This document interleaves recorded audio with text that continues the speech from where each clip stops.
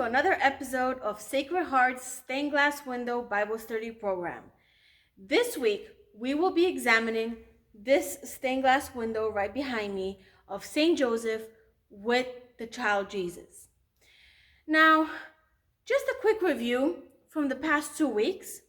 We have been going through the first stained glass window, which is the Annunciation, when the angel Gabriel announces to Mary that she will be pregnant with God, with Christ himself. And we spoke about her fiat, her yes to becoming the Theotokos. Because even in that moment, she could have said no. She could have, told him to come back later after she thinks about it. But what does she do? She knows who she was, a child of God. She knows whose she is, God's. And she kept her eyes focused on him instead of all the what ifs and the question marks in her life. Then, last week, we did the birth of Jesus, which we examined how Jesus came into the world, how they had to travel from Nazareth to Bethlehem because of the census, and how Jesus ended up fleeing to Egypt because King Herod sent out an army to kill all the kids under the age of 2, and this event was referred to as the slaughter of the innocents. Now, we've been focusing a lot about Mary, and with right reason. She is the mother of God, and she is the model of discipleship. Because me and you, we are called to be disciples. We are called to follow Christ anywhere he leads us. So Mary is the best example for us. And being here in this church at Sacred Heart, we have the gospel written on the stained glass windows. Each window helps us contemplate and dive deeper into what God is trying to tell us in the Bible. So this week, let's examine another key figure, and that's St. Joseph. St. Joseph is an amazing person to look up to and to really follow his example. Because Mary, as a young child, had dedicated herself to God. So she wanted to be ever virgin, meaning she never wanted to have that, intimate sexual relations that happens between a husband and a wife in marriage. Therefore, her parents pick Joseph to be her spouse. Why? Why did they pick Joseph? Why not someone else from the town or, the countryside? Well, oftentimes in tradition, we show St. Joseph as an older guy who is, who is beyond the years of seeking to have that intimate relationship between a husband and a wife. And we're doing this in order to protect Mary's virtue. But the thing is, Joseph wasn't this much older guy that we are depicting. He is exactly this. He is a young guy, maybe in his 30s, who is a carpenter and who agrees to enter marriage that would not have that intimate relationship. Why does he do that? Because of his chastity, because of his virtue. He was a very, very humble person who had great um, attributes of the virtue of chastity. So he agrees to protect Mary's virtue her whole life. What does that mean? Let's examine this, because usually when two people are about to get married, the husband and the wife, well, the boy and the girl are about to get married and become husband and wife, they're oftentimes thinking about the kids that they will have in the future. And how many kids do we want? Do we want 1, 2, 3, 5, 10? You know, the possibility of having children in your life is, I guess, a part of marriage. Joseph was entering into this relationship knowing that they will not have kids because Mary wants to be ever virgin. And here Mary comes, because remember, the angel Gabriel comes to her, announces that she will be the Theotokos, which means God bearer in Greek. And he also announces that her cousin Elizabeth is pregnant. And she's pregnant with John the Baptist, another key figure that we will examine later on in our Bible study program. But Mary goes with haste. The Bible says Mary goes with haste to see her cousin. She doesn't, sit around thinking about it. She doesn't talk to her friends about going to visit her cousin. No. She goes with haste. She gets up and goes. And that's another lesson that we can learn about doing things with haste, not postponing things, not leaving it to the last minute, but following Mary's example and doing things with haste. So she comes back 3-4 months after she leaves to see Elizabeth, and now she is showing. She tells Joseph, because they were betrothed. God doesn't come to a single girl. No, he comes to a married couple. They were betrothed. That's like part 1 of marriage. And they were just waiting for, part 2, which is the marriage ceremony. So God comes to a married couple and says, you will be, my parents.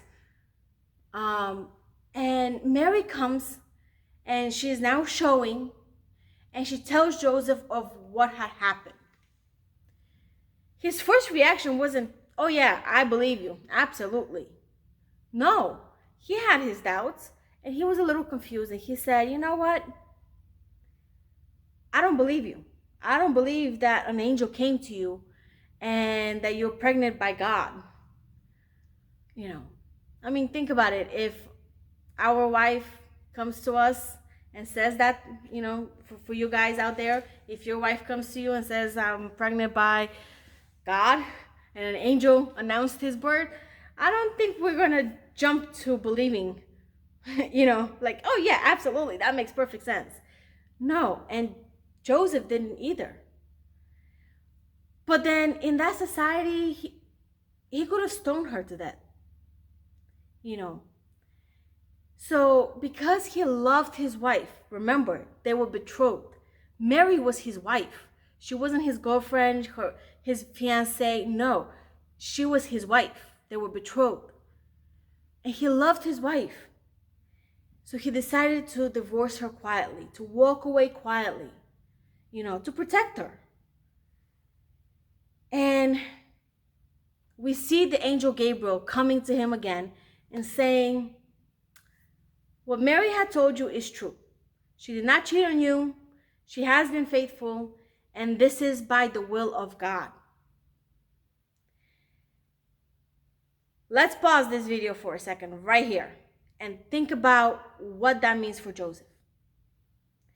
Joseph has this great virtue of chastity, but he's also very, very humble. Because he embarks on the mission to be the foster father of God. He embarks, look at this stained glass window. He embarks on the mission to raise Jesus, to raise God himself. Now, most parents, when they are expecting a child, they usually go into the questioning of, am I ready for a child? How will I raise this kid? Can I provide everything that's best for the child? Will I mess up? And how will I deal with the situation when I do mess up in parenting? Parenting is a big deal, especially for new parents. Now, imagine that child is God himself. Parents take on the mission of teaching the child the faith, bringing the kids to church, teaching their prayers, how to pray. What is a prayer? Who is God? All those questions that, little kids will ask you. That's what parents take on when they have a kid. Joseph takes on the responsibility of teaching God about God, teaching God how to be a man. He humbles himself enough to say, you know what? I will do this because God has put this task in front of me. Keep in mind, if God calls you to it, he will bring you through it. So he's not going to just abandon you and say, oh, well, here's this thing that you need to deal with. Good luck. No. So Joseph trusts in the fact that God will not abandon him. And trusts in the fact that through his humility, he will be able to raise Jesus. Teach him how to pray, take him to the synagogues, and bring him up in the faith, because he knows that this is the Messiah. So, again, the fiat that Mary did, she said fiat, her yes. We refer to her yes as the fiat. That yes that Mary said, so did Joseph. He said yes to this whole mission. And he took on the responsibility of not only protecting Mary, but protecting God himself. And for you men out there, he is one of the greatest role models there is of how to be a father. If you are currently a father, if you are thinking of becoming a father soon, he's the guy that you need to look to. The true example of fatherhood. Even for you men out there that are called to the priesthood, you are spiritual fathers. You might not physically have a biological child, but you guys are spiritual fathers.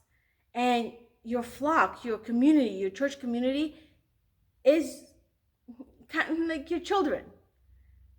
And Saint Joseph is the role model that we can pray to and ask for guidance on how to be a father, how to be a man,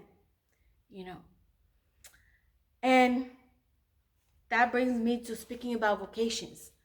If God is calling you to the priesthood, if God is calling you to the religious life, this is something that we need to discern.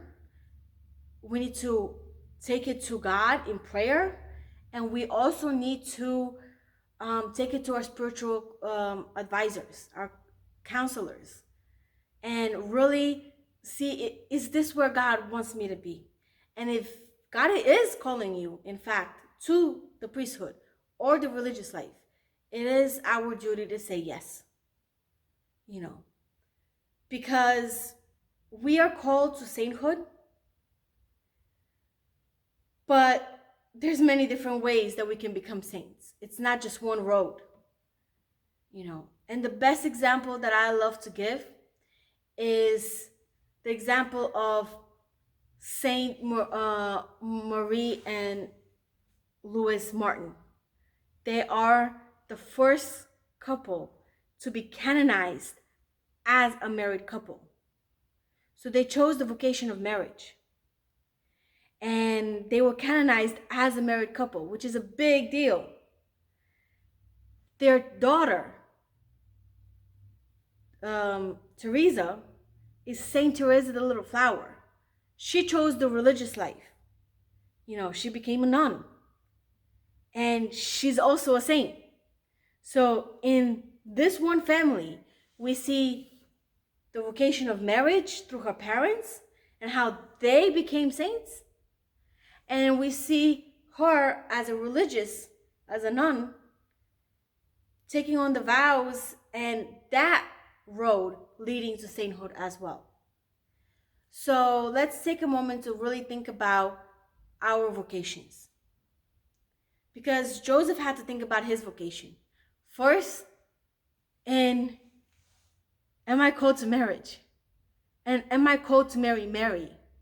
Because it is a big difference to discern if you're called to marriage, and it is also a different thing to discern if you are called to marry this specific person. Because you might be called to marriage, but not everybody that walks around you is called to be your spouse. So you have to discern that as well. And we're looking at Joseph as someone who has discerned to be humble enough to raise God. And all the obstacles that is presented in front of him. Now, one more note for us to, take right here is Jesus. Because we see Jesus in this stained glass window. And what is he doing? He is learning from his Father. He is learning carpentry because Joseph was a carpenter, and he is learning the trade. Jesus is learning the trade. Now, Jesus is God himself. He's not like God. He's not half of God. He is God. He's 100% God and 100% human. So God also humbled himself. Again, humility. This is the topic of this video, humility. And he humbled himself to allow instruction from Joseph and Mary, from both parents. Because he could have said, hey, I'm God. I created you. I created everything. I don't need any advice from you. I know it. Kind of like that arrogant, like, oh, I know everything because, hey, I created everything. No, that wasn't the attitude of Jesus. So he learned from Joseph. He learned how to be a man. He learned, his prayers. So for all your children out there, if God himself can be obedient to his parents and take their advice and learn from them, so can you. Be obedient to your parents. Heed their advice and learn from your parents. So this stained glass window teaches us about the virtues of Saint Joseph, how humble he was, the chastity that he had, because he embarked to become the husband of someone he will never have that intimate relationship that a husband and a wife have. And then when you know that, okay, this marriage will not have kids in, there goes a child. And this child is God himself. And here I am having to be the parent of God. This is huge. And Joseph does it amazingly well. So let's conclude our lesson today with looking at Saint Joseph, looking at his chastity, at his humility, at his obedience to God and always saying yes to him, and raising to the challenges that God placed in front of him. Not only raising Jesus, but protecting Mary, taking both of them and fleeing to Egypt, to a foreign land, just because you saw an angel in a dream that tells you to do so. This example will help us on our spiritual journey. So let's conclude with a prayer to him. And this week, spend some time thinking about how his life can help you grow in holiness, can help you become a saint, because ultimately our destination is heaven.